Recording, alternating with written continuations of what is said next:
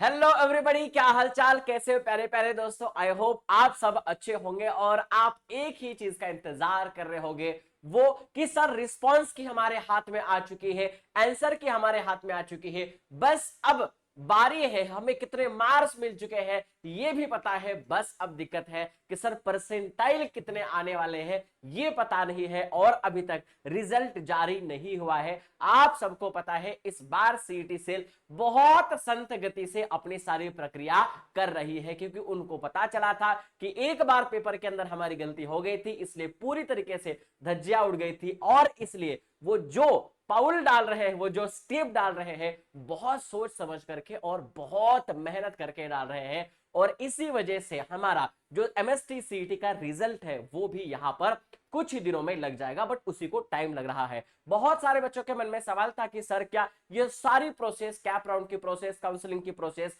ये थोड़ी देर बाद और चलेगी क्या? यस, थोड़ा समय लग सकता है और आपको थोड़ा सा कॉलेज के अंदर लेट भी पहुंचना पड़ेगा। और इसी बीच में कैप राउंड्स के रिगार्डिंग ही एक बात समझ में आती है, एक यहां पर अपडेट आप सभी के सामने आ जाता है। बट ये अपडेट अभी तक गवर्नमेंट ऑफ इंडिया के state common entrance test cell के अपडेट्स में अभी भी ये मौजूद नहीं है। बट ये यहां पर ऑफिशियल मान सकते हैं, क्यों? क्योंकि ये आपके पास प्रेस का कट मेरे पास आ चुका है और बहुत सारे न्यूज आर्टिकल्स ने भी इसी को छापा है और इसके अंदर बोला गया है कि एमएसटी सीटी की तरफ से ये प्रेस नोट जारी की गई थी। इसका मतलब आप सबको ही पता है, जब मैथमेटिक्स के पेपर के अंदर गलतियां आ गई थी तो सबसे पहले उन्होंने प्रेस कॉन्फ्रेंस बुलाई थी और प्रेस कॉन्फ्रेंस के अंदर बताया था कि हम ऐसा ऐसा करने वाले हैं और फिर उस दिन शाम को नोटिफिकेशन जारी हो गई थी और हमें दूसरे दिन सबको पता लग गया था। तो इसी तरीके से भी कुछ हो सकता है। मैं आप सबको वो पेपर का कटिंग दिखाता हूं जिसके पेपर के कटिंग के अंदर बहुत सारी इंफॉर्मेशन हमें यहां पर मिल सकती है और क्या क्या चीजें इस बार के कैप राउंड के अंदर यानी काउंसलिंग प्रोसेस के अंदर जारी होने वाले हैं, मैं आप सभी के लिए बताने चाहूंगा। यस, देखो इंपॉर्टेंट क्या क्या है यहां पर, सबसे इंपॉर्टेंट बातें क्या क्या है। अभियांत्रिकीच्या प्रवेश नियमावलीत बदल, पदविका अभ्यासक्रमांसाठी आता 3 ऐवजी 4 कॅप होणार। बघा, आधी आपल्याकडे कसं असायचं, पहले हमारे यहाँ मतलब आपके सब महाराष्ट्र में कैसा था कि 3 राउंड्स होते थे और एक जो था वो स्पॉट राउंड होता था, उसके सारे जो अधिकार थे वो कॉलेज को हुआ करते थे। बट अब ऐसा नहीं होगा, अब यहां पर हमारे 4 कैप राउंड्स होने वाले हैं। और इसके पीछे का मोटिव क्या है? इसके पीछे का मोटिव है सभी बच्चों को कॉमन सेंट्रलाइज प्रोसेस के जरिए एडमिशंस मिलना जरूरी होगा, इसलिए इसके पीछे का मोटिव है। पुणे राज्यात अभियांत्रिकी, hotel management and catering, surface coating technology, वास्तुकला, औषध निर्माण प्रथम वर्ष। औषध निर्माण म्हणजे काय? आपल्याकडे फार्मसीचे सुद्धा याच पद्धतीने होणार आहेत। अभ्यासक्रमांच्या प्रवेशासाठी 3 ऐवजी 4 केंद्रीय प्रवेश फेऱ्या कॅप होणार आहेत। म्हणजे यावर्षी प्रत्येक ठिकाणी प्रत्येक व्यवस्थेमध्ये 4 कॅप राउंड तुम्हाला आम्हाला पाहायला भेटणार आहेत। या अभ्यासक्रमांच्या प्रवेश नियमावलीत बदल केला आहे। शैक्षणिक वर्ष 2025-26 पासून नव्या सुधारित नियमावलीनुसार प्रवेश प्रक्रिया राबवली जाईल, असे उच्च व तंत्र शिक्षण विभागाने स्पष्ट केलं आहे। आता बघा, हा एमएसटी सीईटीचा नाहीये, बरोबर का? कारण एमएसटी सीईटी हे उच्च तंत्र शिक्षणाच्या आधिपत्याखाली येतं आणि म्हणून ही जी आपल्याकडे बातमी आलेली आहे ती उच्च तंत्र शिक्षण अधिकाऱ्यांकडून आलेली आहे, त्या मंत्रालयाकडून आलेली आहे। याच्यानंतर ती सीईटी सेलकडे सुपूर्द केली जाईल।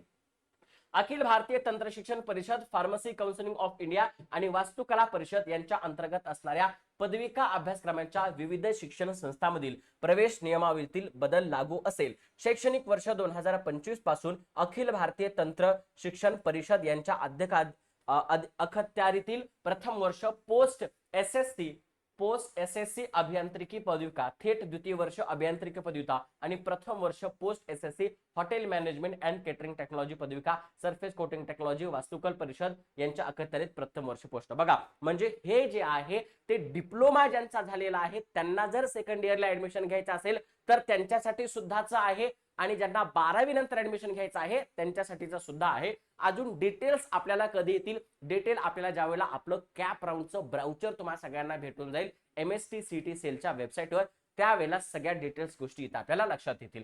असा असेल कॅप अंतर्गत प्रवेश। प्रवेश प्रक्रियेत पूर्वी 3 कॅप फेऱ्या होत, नव्या नियमानुसार यंदापासून 4 कॅप फेऱ्या होणार आहेत।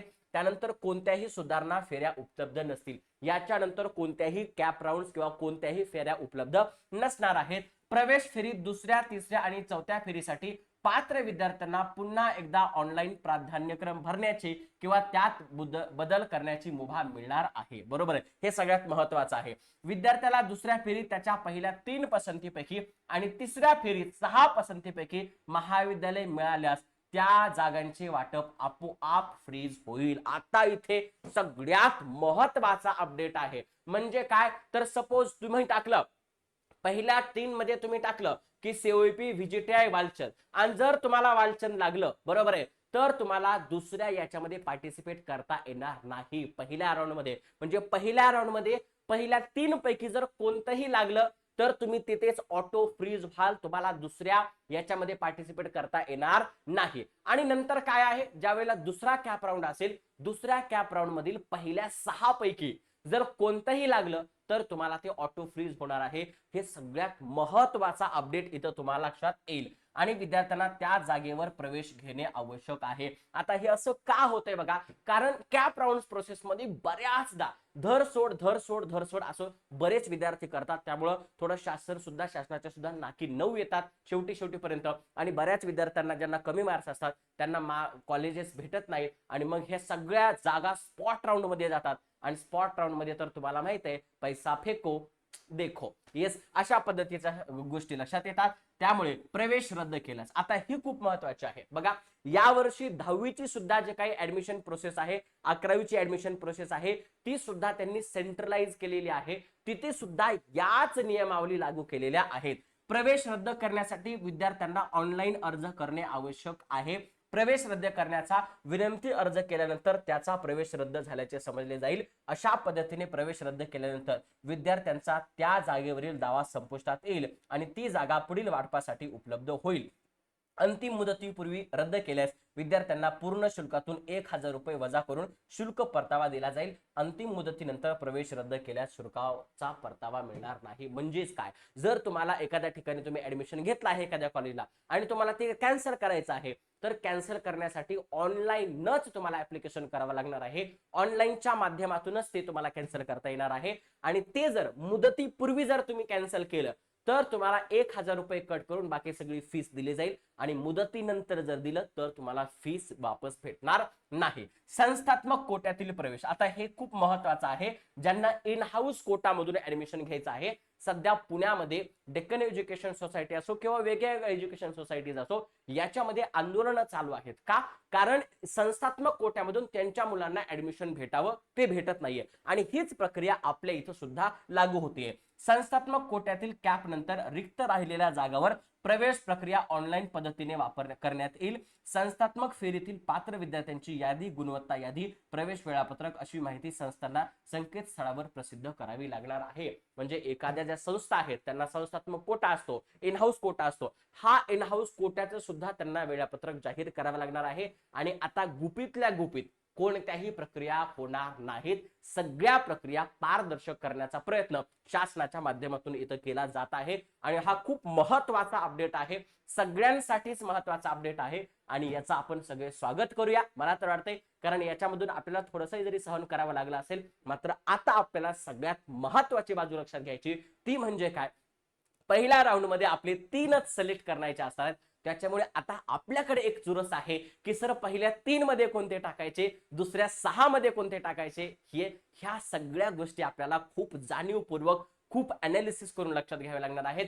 त्याच्यामुळे तुम्ही जिथं काउन्सिलिंग करताय, ज्या ठिकाणाहून काउन्सिल करताय, कोणत्या संस्थेमधून करताय, कोणत्या माणसांकडून करताय, है ना, कोणत्या एजन्सीद्वारे करताय, तुम्ही तुमचं नॉलेज वापरून, तुमच्या मित्रांचं नॉलेज वापरून तुम्ही चांगल्या पद्धतीने काउन्सिलिंग करा, ऑप्शन फॉर्म भरा. आणि सगळ्यांसाठी एक सरप्राईज मी तुम्हाला सांगणार आहे. आपल्या चॅनलवर लवकरात लवकर याच्यासाठी एक फ्री सिरीज आम्ही सुरुवात करत आहोत. आणि महाराष्ट्रातील लेजेंडरी लोक आम्ही या चॅनलवर त्या संदर्भातील मार्गदर्शनासाठी आणणार आहोत. त्याचा तुम्हाला नक्कीच फायदा होणार आहे. कॉमेंट सेक्शन मध्ये काउन्सिलिंग साठी तुम्हाला काय काय माहिती हवी आहे नक्की लिहा, आम्ही त्याच्याबद्दल काम करू. आणि असे काही तुमचे मित्र जे आता क्लास 10वी मधून 11th मध्ये आलेले आहेत त्यांना नक्की सांगा. 11वी 12वी MST CT आणि जेईचा अभ्यास करायचा असेल तर वेदांतूचं मोर्या बॅच नक्की जॉईन करा. या मोर्या बॅच मध्ये या सर्व टॉप फॅकल्टीज तुम्हाला शिकवणार आहेत. Daily live classes, daily problem practice आणि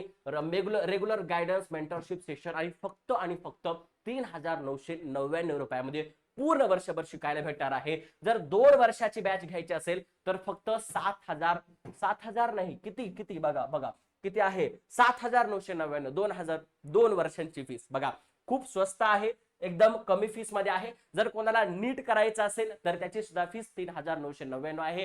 हे सगळे टॉप मास्टर टीचर्स तुम्हाला शिकवणार आहेत. याच्यानंतर जर तुमचे जवळचे कोणी नातेवाईक असतील, कोणी भाऊ असेल, बहीण असेल, कोणी शेजारी असेल, येस, त्यांना जर ऑफलाईन कोचिंग करायची असेल तर वेदांतूचं लर्निंग सेंटर्स बेस्ट चॉईस आहे तुमच्यासाठी.